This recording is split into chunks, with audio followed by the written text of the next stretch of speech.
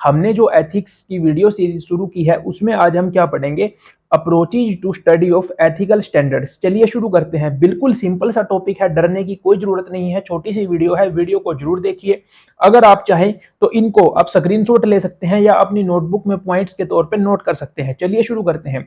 सबसे पहले आ जाएगा यूटिलिटेरियन अप्रोच। बिल्कुल simple, an action is morally right if it leads to greatest happiness for greatest number of people. कि आपका जो एक्शन है वो ऐसा होना चाहिए जिससे समाज के ज्यादा से ज्यादा लोगों का भला हो। ठीक है, कि आपका जो एक्शन है वो ऐसा होना चाहिए जिससे सिर्फ आपका ही भला नहीं हो या समाज के बहुत कम लोगों का ही भला नहीं हो, लेकिन आप ऐसे काम कीजिए कि जिससे समाज के ज्यादा से ज्यादा लोगों का भला हो। इसका एग्जाम्पल अब देखिए, एक आतंकवादी है, आतंकवादी को टेररिस्ट है, वो देश को नुकसान पहुंचा सकता है, निर्दोष लोगों का कत्ल कर सकता है, उनकी हत्या कर सकता है।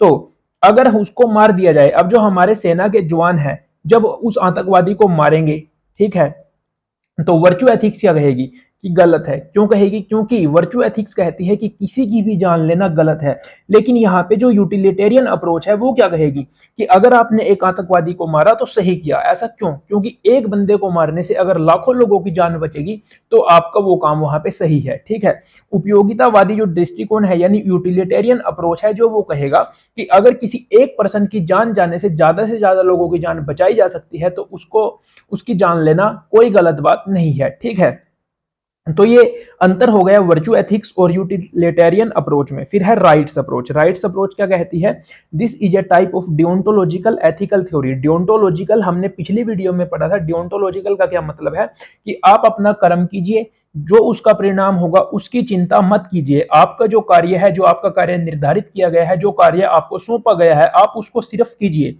उससे क्या परिणाम होगा उसकी चिंता मत कीजिए। that holds that certain actions are morally required or forbidden regardless of their consequences। वही बात आ गई कि कुछ एक्शंस ऐसे होते हैं जो प्रत्येक व्यक्ति को करने ही पड़ते हैं। ठीक है, उनका रिजल्ट सही आएगा क्या गलत आएगा उससे कोई मतलब नहीं होता। इसकी लिमिटेशन क्या है कि ये बहुत नैरो है, रिजिड है, क्योंकि इससे जो एक्शंस का रिजल्ट होता है उस पर कोई ध्यान ही नहीं दिया जाता। ये हो गई जी आपकी राइट्स अप्रोच। फिर है फेयरनेस अप्रोच। फेयरनेस अप्रोच को आप किस तरह से लिख सकते हैं? It holds that individual should be treated equally in terms of their rights and opportunities and they should receive equal treatment under the law. Fairness approach क्या है कि सभी के साथ समान व्यवहार कीजिए। अब जैसे जो लॉ है उसके अकॉर्डिंग जो कानून है, अब जैसे हमारा भारत देश है उसमें जो आर्टिकल 14 है वो कहता है कानून के समक्ष समानता, कि कानून के सामने सभी के सभी लोग समान है। तो यहाँ पे यही बात कही गई है। The fairness approach in ethics have been influential in shaping debates in various fields such as political philosophy, distributive justice and economic theory। यही बिल्कुल सिंपल सी बात है कि जो कोई भी व्यक्ति है उसको, अब जैसे कोई दो व्यक्ति है उनके साथ आप समान व्यवहार कीजिए। ऐसा नहीं है कि आप एक के साथ अलग व्यवहार करेंगे।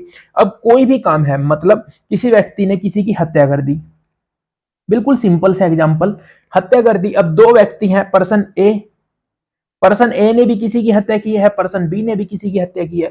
बी को तो आप कहेंगे चलो कोई बात नहीं, आपने हत्या कर दी, क्या हो गया, जाइए आपको माफ कर दिया जाता है। लेकिन ए को आप कहेंगे इसको अभी फांसी पर टांग दिया जाए, तो ये गलत है। दोनों को समान तरीके से सजा दी जानी चाहिए, दोनों को के साथ समान तरीके से व्यवहार किया जाना चाहिए, दोनों को समान मौके मिलने चाहिए, समान अधिकार मिलने चाहिए। फिर है कॉमन गुड अप्रोच। इसके नाम से ही समझ आ गया होगा कॉमन गुड अप्रोच को हम किस तरह से डिफाइन करेंगे। According to this theory moral decisions and actions should be based on promotions of common good which is well-being and prosperity of the community as a whole। कि आपके जो भी एक्शन है, देखिए ये यूटिलिटेरियन अप्रोच जो हमने पढ़ी उसी की तरह कुछ है, उसी के जैसा है कि आपके जो भी एक्शन होंगे इस थ्योरी के अकॉर्डिंग वो एक्शन ऐसे होने चाहिए, आपके निर्णय ऐसे होने चाहिए जिसमें बहुत से लोगों का, एक वर्ग का, ज्यादा लोगों का फायदा हो। ऐसा नहीं है कि सिर्फ आपका फायदा हो, आपके जो एक्शन है उनसे अन्य लोगों का भी फायदा होना चाहिए। फिर है virtue approach. It is a type of ethical theory that holds that moral decisions and action should be based on the development and exercise of virtuous character traits such as honesty, kindness, courage and wisdom. फिर है the focus is on the agent and their character rather than on the rules they follow और outcome of their action.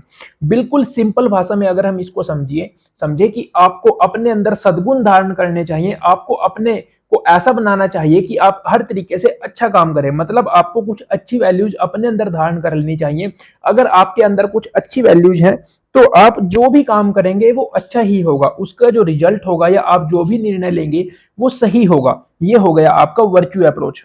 ठीक है, तो अगर आपको आज की वीडियो अच्छी लगी हो, समझ आई हो, तो प्लीज वीडियो को लाइक जरूर कीजिए, अपने सारे दोस्तों के साथ शेयर कीजिए। थैंक यू, मिलते हैं अगली वीडियो में।